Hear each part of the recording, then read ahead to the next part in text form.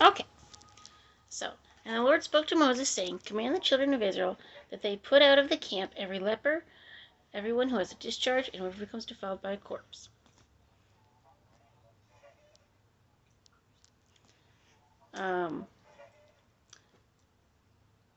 You shall put out both male and female, to put them outside the camp, that they may not defile their camps in the midst of which I dwell. And the children of Israel did so, and put them outside the camp, as the Lord spoke to Moses, so the children of Israel did. Then the Lord spoke to Moses, saying, Speak to the children of Israel, when a man or a woman commits any sin that may commit in unfaithfulness against the Lord, that person is guilty. Then he shall confess the sin which he has committed. Okay. Then he shall confess the sin which he has committed. He shall make restitution for his trespass in full, plus 1/5 of it, and give it to the one he has wronged. But if the man has no relative to whom restitution may be made for the wrong, the restitution for the wrong must go to the Lord for the priest, in addition to the ram of the atonement with which atonement is made for him. Every offering of all holy things of the children of Israel, which they bring to the priest, shall be his. And every man's holy things shall be his. Whatever any man gives the priest shall be his. And the Lord spoke to Moses, saying, Speak to the children of Israel, and say to them, If any man's wife goes astray, and behaves unfaithfully toward him, and if a man lies with her carnally, and it is hidden from the eyes of her husband, and it is concealed that she has defiled herself, and there was no witness against her, nor was she caught. If the spirit of jealousy comes upon him, and he becomes jealous of his wife, who has defiled herself, or if the spirit of jealousy comes upon him, and becomes jealous of his wife, although she has not defiled herself, then the man shall bring his wife to the priest. He shall bring the offering required for her, 1/10 of an ephah of barley meal. He shall pour 1/10 of the ephah of barley meal. He should pour no oil on it, and put no frankincense on it, because it is a grain offering of jealousy, an offering for remembering, for the bringing iniquity to remembrance. And the priest shall bring her near, and set her before the Lord.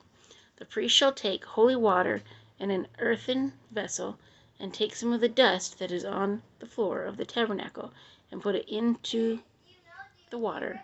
Then the priest shall stand the woman before the Lord, uncover the woman's head, and put the offering for remembering in her hands, which to the grain offering of jealousy.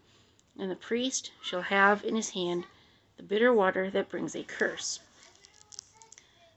And the priest shall put her under oath, and say to the woman, If no man has lain with you, and if you have not gone astray to uncleanness while under your husband's authority, be free from this bitter water that brings a curse.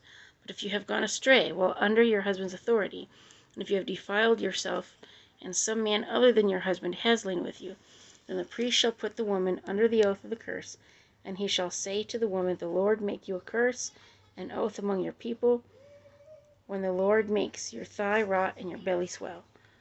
And may this water that caused the curse go into your stomach, and make your belly swell and your thigh rot. Then the woman shall say, Amen, so be it. Then the priest shall write these curses in a book, and he shall scrape them off into the bitter water. And he shall make the woman drink the bitter water that brings a curse, and the water that brings a curse shall enter her to become bitter. The priest shall take the grain offering of jealousy from the woman's hand, shall wave the offering before the Lord, and bring it to the altar. And the priest shall take a handful of the offering as its memorial portion, burn it on the altar, and afterward make the woman drink the water. When he has made her drink the water, then it shall be, if she has defiled herself and behaved unfaithfully to her husband, that the water that brings a curse will enter her and become bitter, and her belly will swell and her thigh will rot, and the woman will become a curse among her people. But if the woman has not defiled herself, and is clean, then she shall be free and may conceive children. This is the law of jealousy, when a wife, while under her husband's authority, goes astray and defiles herself, or when the spirit of jealousy comes upon a man, and he becomes jealous of his wife, Then he shall stand the woman before the Lord, and the priest shall execute all this upon her. Then the man shall be free from iniquity, for the woman shall bear her guilt. Okay, I did research on this actually. And put my bookmark here. I did research on that. And there's actually never been an account where this has actually happened.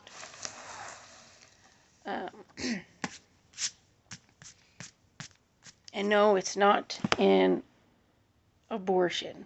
It's not that either. What it would do is, from what I read, what it would do is it would make it so she couldn't have children. So when they're talking about her belly swell and her thigh will rot, it's talking about her being barren. So, but, oh, Jesus.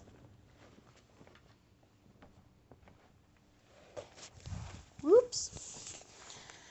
But,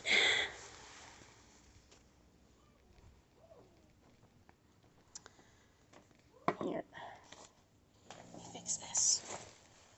I bumped into my table. Didn't want to do that. Okay, so anyway, but, and that's what it would do.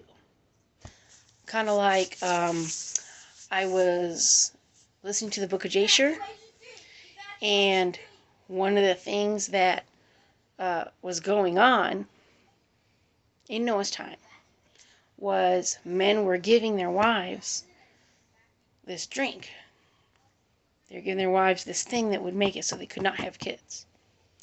They'd be barren. And God got really upset with that, because what was the first commandment? Make babies. Okay? So, because the guys, they wanted their women to stay thin and not gain weight and all that. It was vanity reasons. Okay? Because when you have a kid, it changes your body. It just does. That's it. I used to be skinny until I had my girls, and then it went out the window. But I'd rather be a little chunky and have my girls than be a toothpick and never have my girls. So, anyway, but now, what that would do, what I just read, is if the woman was innocent, God intervened in that. So, she would have kids, everything's fine. And, of course, if she was guilty, then she wouldn't be able to have kids. That was her punishment. But that is, like I said, there's never been an actual account of that actually happening. So, anyway. Besides, like in the Book of Jasher, like I was saying. But, anyway. Y'all have a good one. And please pray for me. I'm really stupid. I don't normally do this, but I went to the bank. I took out some money, gave some to the hubby. I had about $100 in my car. I have a center console that moves up and down, and you can open it up and put stuff in it and shut it. And it's kind of like an armrest. Well, I did that, and I don't normally leave it in there. I was going to take it out, but I was running around, and I was helping my in-laws, and then I went to Walmart and got an oil change. Whenever I was done, the $100 was gone. So now I gotta see if maybe they can look at the cameras, and hopefully, they can figure out who did it. Because if somebody's doing it, who knows how long they've been doing it, and they need to go. So, anyway. Peace out, Facebookers and YouTubers.